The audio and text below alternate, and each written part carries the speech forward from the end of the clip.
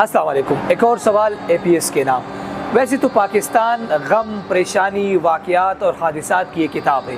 आप इस किताब के हर एक चैप्टर को खोलेंगे, उनको स्टडी करेंगे तो आपको एक हैरानकुन और अफसोसनाक वाक़यात आपको देखने को और आपको पढ़ने को मिल सकती है। लेकिन 16 दिसंबर का जो वाक़या है आर्मी पब्लिक स्कूल का, ये एक ऐसा दिलखराश वाक़या है जिसको हम कभी नहीं भूल सकते, क्योंकि इसका ताल्लुक बच्चों के साथ है। 16 दिसंबर के आते ही हमारे दिलों के अंदर और हमारे जहनों के अंदर ये गम दोबारा से ताज़ा हो जाता है और उन शहदा की फैमिलीज़ जो है अपने बच्चों की तस्वीरें लेकर सड़कों पर निकलते हैं, बाकायदा तौर पर एहतजाज करते हैं, सिक्योरिटी इदारों के सामने जाते हैं, अदालती निज़ाम के सामने जाते हैं और अपने सवालात जो है उनके अंदर, उनके जहनों के अंदर जो सवालात होते हैं वो इस मुल्क की महाफिज़ों, इस मुल्क के अदलिया के सामने वो सवालात रखने की कोशिश करते हैं। हमारी दुआ है कि उन वालिदैन की दर्द में कमी हो, ये गम अगले साल 16 दिसंबर को ताज़ा ना हो और अगले साल 16 दिसंबर को उन वालिदैन को, उन शहदा की फैमिलीज़ को वो इंसाफ मिले।